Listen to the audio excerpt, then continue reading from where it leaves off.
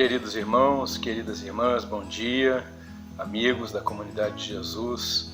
É um prazer estar com vocês de novo aqui. Eu queria que nós conversássemos um pouco nessa manhã de domingo sobre um texto da Palavra de Deus. E eu escolhi nesse domingo um texto que diz respeito a um episódio na vida de Jesus que toda a cristandade celebra neste domingo que antecede a semana da Páscoa, e que é a entrada triunfal de Jesus em Jerusalém. Então eu quero fazer uma leitura com vocês a partir do Evangelho de Marcos. Todos os evangelistas, os 4, registram esse episódio, mas eu quero ler nesse primeiro momento a partir do Evangelho de Marcos. E está em Marcos 11, versos de 1 a 11, e diz assim a palavra de Deus: Quando se aproximaram de Jerusalém e chegaram a Betfagé e Betânia, perto do Monte das Oliveiras, Jesus enviou 2 de seus discípulos, dizendo-lhes: Vão ao povoado que está diante de vocês, logo que entrarem encontrarão um jumentinho amarrado, no qual ninguém jamais montou. Desamarrem-no e tragam-no aqui. Se alguém lhes perguntar, por que vocês estão fazendo isso? Digam-lhe: o Senhor precisa dele, e logo o devolverá. Eles foram e encontraram um jumentinho na rua, amarrado a um portão. Enquanto desamarravam, alguns dos que ali estavam lhes perguntaram: o que vocês estão fazendo desamarrando esse jumentinho? Os discípulos responderam como Jesus lhes tinha dito, e eles os deixaram ir. Trouxeram o jumentinho a Jesus, puseram sobre ele os seus mantos e Jesus montou. Muitos estenderam seus mantos pelo caminho, outros espalharam ramos que haviam cortado nos campos. Os que iam adiante dele e os que o seguiam gritavam: Hosana, bendito é o que vem em nome do Senhor, bendito é o reino vindouro do nosso pai Davi, Hosana nas alturas. Jesus entrou em Jerusalém e dirigiu-se ao templo. Observou tudo à sua volta e, como já era tarde, foi para Betânia com os 12. Então, que o Senhor abençoe essa sua palavra, que Ele possa nos ensinar ao longo dessa semana, no nome de Jesus. Então, queridos, eu queria fazer essa breve reflexão, pensando algumas coisas desse episódio na vida de Jesus, que me chamaram a atenção. Primeiro, é que o centro óbvio desse episódio é Jesus Cristo, nosso Senhor. Não poderia ser diferente. Por quê? Porque Jesus, ao longo de toda a Escritura, Antigo e Novo Testamento, ele é o centro da própria existência, o sentido da própria existência. Jesus é o sentido da própria vida. Na verdade, ele se apresenta como sendo a nossa vida, como sendo a vida plena, uma vida verdadeira, com sentido e com propósito, uma vida que vale a pena ser vivida, a vida para a qual ele nos criou. E, no entanto, nós nos perdemos dela. E para isso mesmo ele veio, para resgatar essa vida em nós. Então, Jesus é o centro. E nós precisamos nos lembrar disso. Jesus é sempre o centro do Evangelho e da nossa vida.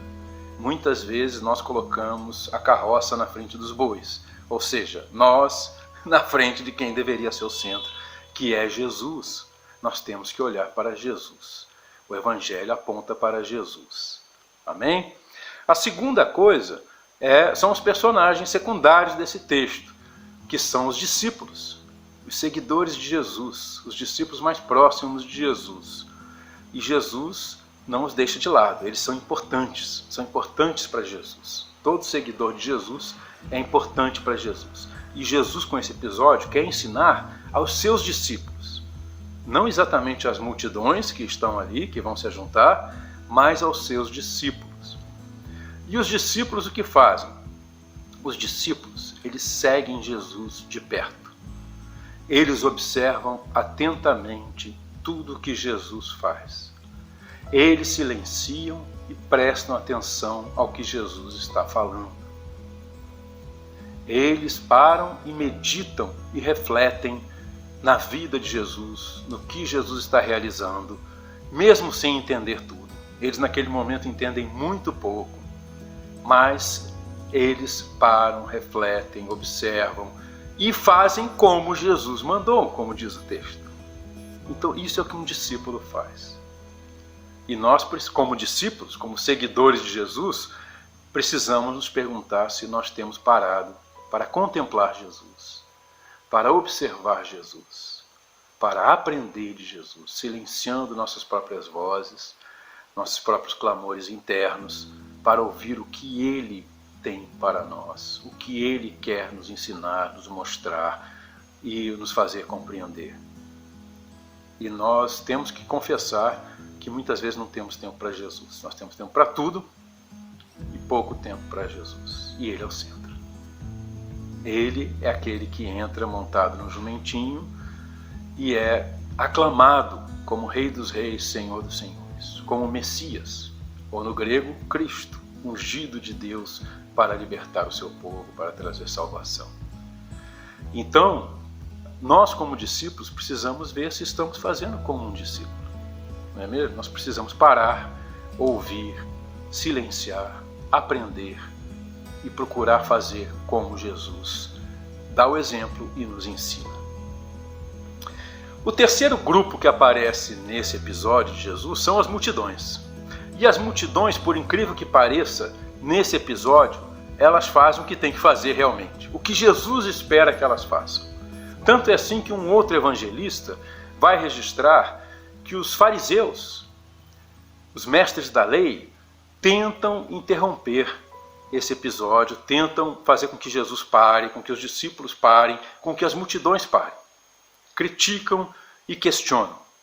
Aliás, tem muita gente por aí que tem sido mais fariseu do que discípulo, porque mais critica e mais tenta interromper o que está sendo feito do que ajuda a fazer e do que colabora. Não é mesmo? Então, os fariseus fazem isso. E o que Jesus diz para eles? Deixe-os. Se eles não fizerem isso, se eles não me aclamarem, as próprias pedras o farão. Então Jesus aqui está dizendo que as multidões estão fazendo o que é certo. Elas de fato fazem certo ao reconhecerem Jesus, o Rei dos Reis e Senhor dos Senhores, o Salvador, porque é isso que elas reconhecem em Jesus quando elas clamam Hosana, que significa salva-nos. Hosana significa salva-nos. Bendito que vem em nome do Senhor, enviado por Deus, por nosso Criador, para ser o Messias, o Cristo, o Salvador, o libertador do seu povo. Agora, por que essa mesma multidão, na semana seguinte da Páscoa, vai se colocar contra Jesus? Por que essa multidão, na hora de escolher, vai escolher Barrabás para ser livre e Cristo para ser crucificado? Porque, na verdade, a multidão, ela não é como os discípulos. A multidão, ela é Maria vai com as outras, é massa de manobra. E a multidão ali naquele momento, porque viu Jesus curar, conforme explica João na sua narrativa, curar muitos enfermos, fazer muitos milagres, então estava ali aclamando Jesus. Mas na verdade ela não compreendeu nada. O que ela não compreendeu? Ela não compreendeu que Jesus ali estava realmente entrando na cidade de Jerusalém para ser aclamado como Rei dos Reis e Senhor dos Senhores, mas não um que vem com um poder físico, um poder militar para derrotar o Império Romano e estabelecer para o seu povo o paraíso aqui na Terra. Eles não compreenderam isso. Eles esperavam que o Messias jamais viesse como um servo sofredor, como veio Jesus, para morrer por eles e assim fazer a ligação entre eles e Deus o Pai novamente, por meio do seu sangue precioso derramado na cruz, por meio do perdão de seus pecados. O orgulho é muito grande, até para se reconhecerem como pecadores que necessitavam do sacrifício do Filho de Deus. Então, eles esperavam que Jesus viesse com grande poder, assim como muitos cristãos hoje esperam e agem assim, como se Deus tivesse que intervir nas suas vidas com poder, derrotar todos aqueles que estão impedindo o seu sucesso e sua fama e seu poder e seus bens e suas riquezas e a vida como um paraíso aqui na Terra. De viver até os 80 anos, ser curado de todas as enfermidades, ter tudo o que deseja. Mas não é para isso que Jesus veio na sua primeira vinda. Jesus há de voltar na segunda vinda em poder e glória para resgatar todos os seus, quando então todos os seus habitarão em novos céus e nova terra na sua presença para todo sempre. Mas nessa primeira vinda, ele veio como servo sofredor, para padecer, para sofrer, para entregar sua vida voluntariamente na cruz pelos pecados de muitos, como ensina a Escritura, pelos nossos pecados. E todo aquele que admite-se pecador diante de Deus, reconhece os seus pecados, se arrepende dos seus pecados e confessa que Cristo, na sua morte e ressurreição, traz o seu perdão e a reconciliação com o Pai. Então esse é um discípulo de Jesus e está nele, tem a vida eterna. Mas nesse momento Jesus vem em fraqueza e por isso ele entra montado num burrinho, como diz o profeta Zacarias. Jesus aqui está cumprindo uma profecia do profeta Zacarias. Zacarias 9:9, se você quiser depois ler na sua Bíblia. E Zacarias 9:9 diz assim: Alegre-se muito, filha de Sião, exulte Jerusalém. Eis que o seu rei vem a você, justo e vitorioso, humilde e montado num jumentinho. Então Jesus vem em humildade. Ele não vem em poder e glória nessa sua primeira vinda. Ele vem para sofrer e entregar a sua vida. E é importante nós lembrarmos que no contexto desse episódio, os evangelistas registram que Jesus continua lhes ensinando, depois dessa ocorrência, e diz sobre sua morte, sua paixão e morte, na Páscoa, na semana seguinte. E ele diz, em João, capítulo 12, ele vai dizer o seguinte para eles, que João, é a sequência dessa narrativa. Diz o seguinte: quem me serve precisa seguir-me, e onde estou, o meu servo também estará. Aquele que me serve, meu Pai o honrará. Então os discípulos de Jesus precisam estar onde Jesus está. E onde Jesus está? Em sofrimento, em fraqueza, para entregar a própria vida por amor ao Pai e em favor de muitos. E Jesus ensinou isso. Ele deu um novo mandamento aos seus discípulos. Ele disse para os seus discípulos: ninguém tem maior amor do que este, de dar a sua vida pelos seus amigos. E ele chama seus discípulos de amigos e ordena que seus discípulos amem-se uns aos outros, assim como ele nos amou. Então, queridos, nós não temos que esperar uma vida maravilhosa, o paraíso aqui na terra. Não é para isso que o Senhor veio. Ele veio para que nós, em humildade, o sirvamos e sirvamos na vida uns dos outros em amor. Que nós possamos discernir essa realidade neste domingo e nos preparar, então, para o episódio central na vida de Jesus Cristo, que é a sua morte e ressurreição na Páscoa. Que Deus assim nos abençoe e nos dê entendimento, que nós possamos refletir sobre essas verdades, que nós escolhamos ser como os discípulos e não nem como a multidão, nem como os fariseus, principalmente. Amém? Bom domingo para todos, graça, paz e saúde, que o Senhor levante seus olhos sobre você e te abençoe e te guarde. No nome de Jesus.